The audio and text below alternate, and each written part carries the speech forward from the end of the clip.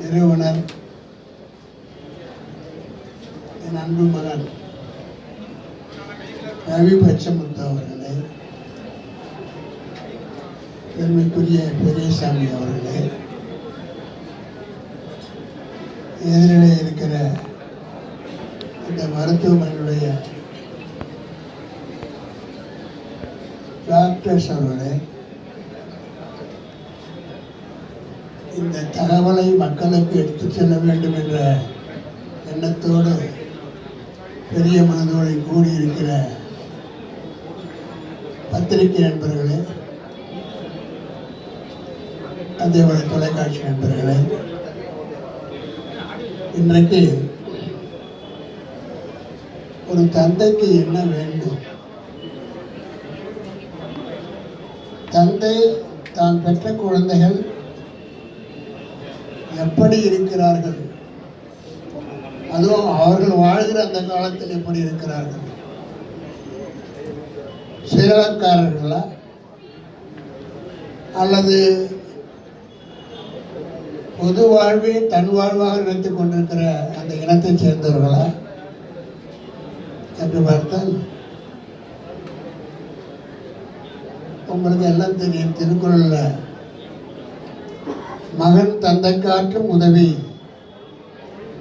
அவன் தந்தை எண்ணோற்றான் சொல் என்று கொண்டார்.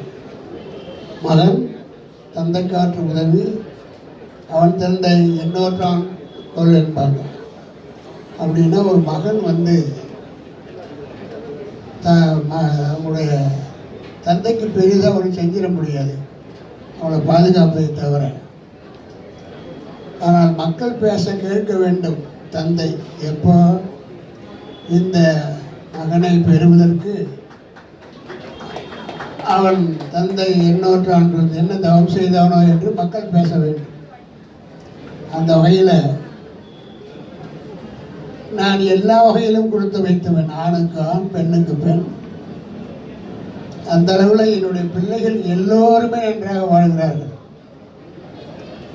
அது என்னால் மட்டும் என்று நான் சொல்ல மாட்டேன். குறிப்பாக ரவி அவர்கள் இந்த குடும்பத்தில் பிறந்த பிறகுதான் எங்களுக்கான ஒரு எதிர்காலமே உண்டானது. நீங்கள் அது வாழ்க்கை வசதிகளாக இருக்கலாம், புதிய தொழில்களாக இருக்கலாம், அல்லது புதிய புதிய தொழிற்சாலைகள், பள்ளிக்கூடங்கள், கல்லூரிகள், பல்கலைக்கழகங்கள் தமிழ்நாட்டில் மட்டுமல்ல இந்திய அளவில் நிறுவுகிற அளவுக்கு இந்த குடும்பத்திற்கு சக்தியும் எண்ணமும் ஒரு உறுதியும் இருந்திருக்கிறது. அந்த வகையில் இன்னைக்கு இந்த குடும்பத்தின் மூலமாக 1,20,000 மாணவர்கள் படிக்கிறார்கள். மருத்துவம், பல் மருத்துவம், அதே போல் பொறியியல் என்று பல இருக்காங்க. குறிப்பாக ரவி பேச்சுமுத்து அவர்கள் ஒரு மாற்று சிந்தனை கொண்டவர். அவருக்கு எந்த ஒரு வழிகாட்டுதலும் தேவையில்லை. நாங்களும் எங்கள் பிள்ளைகள் செய்கிற தொழிலை மூக்கை நுழைப்பதில்லை. அவர்களாகவே சிந்தித்து புதிய புதிய சிந்தனைகளுக்கு ஆட்பட்டு அவரெல்லாம் இன்றைக்கு என்னவாக இருக்கிறார்களோ அது அவருடைய முழு முயற்சியால் ஏற்பட்டது என்று தான் சொல்லுவேன். ஒருவேளை ஜீனாக இருக்கலாம், எங்களுக்கு பொழுதுபோக்க தெரியாது. சாப்பிடுவோம், தூங்குவோம், ஏதாவது வேலை தான் எங்களுக்கு முக்கியம். அடுத்த நாள் பொழுது விழியும் பொழுது பணத்தை நாங்கள் பார்ப்பதில்லை, எதிர்பார்ப்பதும் இல்லை, அவங்களுக்கு பெரிய மரியாதையும் கொடுப்பதில்லை. இந்த குடும்பத்தில் பிறந்த அத்தனை பேருக்கும் தனக்கு வாழ்நாளில் இதுவரை நல்ல வேலை செய்யணும், அது பயனுள்ளதாக இருக்கணும், 4 பேர் குடும்பங்களை வீடுகளில் விளக்கேற்ற மாதிரி இருக்கணும். அந்த வகையில் தான் நாங்கள் சிந்திக்கிறோம். அதனால தான் ரவி அவர்கள் சொல்லும்போது ஒரு மாற்று சிந்தனை மருத்துவம் காலத்துக்கு இருந்து கொண்டு இருக்கிறது. ஆனால் அதே இடத்துல இன்றைக்கு ஹலோ டாக்டர் இன்னைக்கு நிறுவியுள்ள சில சிறப்பு மருத்துவங்கள் நார்மலாக அதை ஒன்று சாதாரணமாக சிந்தனையில் வராது.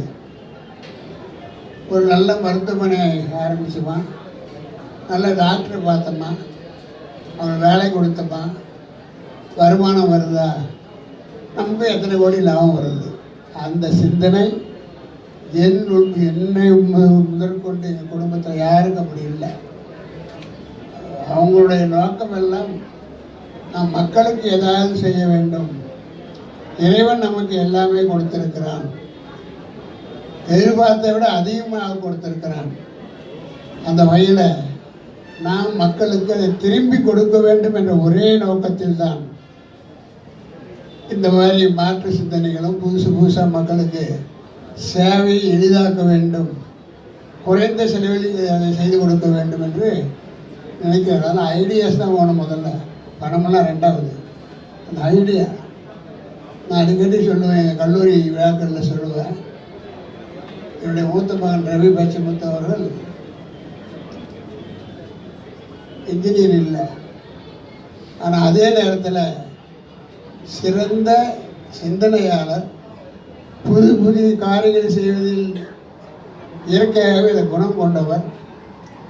அதனால் இவர் ஜிடி நாயுடு, இந்த காலத்து ஜிடி நாயுடுன்னு சொல்லுவேன். பல மேடைகளில் சொல்லியிருக்கேன். அவர் எதை செய்தாலும் எதை சிந்தித்தாலும் மாற்றாக வித்தியாசமாக சிந்திக்கக்கூடிய ஒரு திறன் கொண்டவர், பழக்கம் கொண்டவர். திறன்கிறத விட ஒரு பழக்கம் அப்படிதான் ஆயிருக்குது. அந்த வகையில் நான் நல்ல பிள்ளைகளை பெற்றிருக்கிறேன். என்னுடைய பெயரையும் புகழையும் காப்பாற்றுகிற வகையில் அவர்கள் உழைத்து மக்களுடைய மரியாதையை பெற்று இன்றைக்கு புதிய புதிய சிந்தனைகளோடு இந்த குடும்பத்தில் சிறிய மகன் சத்யநாராயணன் அவர்கள், அப்போ அவரை பொறுத்தவரை அதே மாதிரி தான் அமெரிக்காவெல்லாம் படித்தாங்க. அவர் ஏற்றுக்கொண்டிருக்கிற அந்த பல்கலைக்கழகமாக இருந்தாலும் சரி, அல்லது தான் ஏற்றுக்கொண்டிருக்கிற அல்லது நிறுவிய புதிய தலைமுறையானாலும் சரி, வேந்தர் டிவி இவர் நிறுவனது, புதிய தலைமுறை சத்யநாராயணன் செய்தது. இன்றைக்கு புதிய தலைமுறை என்பது இன்றைக்கு அரசியலுடைய ஒரு மிகச்சிறந்த வழிகாட்டியாக எல்லா அரசியல் தலைவர்களும் பார்க்கிற ஒரு தொலைக்காட்சியாக இருந்து கொண்டிருக்கிறது. ஆக தொழுகிற எந்த தொழிலாக இருந்தாலும் அதை உச்சத்திற்கு கொண்டு செல்ல வேண்டும் என்ற நோக்கத்தோடு தொடர்ந்து அதே கவனமாக பாடுபட்டு கொண்டிருக்கிற என் பிள்ளைகளை நான் பாராட்ட வேண்டும். அந்த வகையில் நான் கொடுத்திருத்தவன். அந்த வயதில் இன்றைக்கு 88வது வயது. இன்றைக்கு இந்த நாளில் அவருக்கு அதே மாதிரி இவங்க எதை செய்தாலும் என்னுடைய பிள்ளைகள் அத்தனை பேரும் ஏதாவது புதிதாக தான் செய்கிற தொழில் ஒரு உருவாக்கம் கொண்டு வர வேண்டுமானால் அதற்கு என் தந்தை பிறந்த நாள் என்று வரும் என்று காத்திருக்கக்கூடிய குணம் கொண்டவர்கள். அத்தகைய பிள்ளைகளை பெற்று நான் உள்ளபடியே பெருமைப்படுகிறேன். அவருடைய முயற்சி மீண்டும் மீண்டும் பல வகையில் அவர் செய்கின்ற தொழிலுக்கும் இந்த மருத்துவமனைக்கும் மக்களுக்கும் மிகப்பெரிய உதவியாக இருக்கும் என்று சொல்லி என்னுடைய அன்பு மகனை ரவி பச்சிமுத்து அவர்களை என்னுடைய 88வது பிறந்த நாளில் பல்லாண்டு வாழ்க, பல்லாண்டு வாழ்க, பல்லாண்டு வாழ்க, அவரும் அந்த குடும்பத்திலும் வாழ்க என்று சொல்லி வந்திருக்கிற அவங்க அனைவருக்கும் நன்றி கூறி முடிக்கிறேன். நன்றி, வணக்கம்.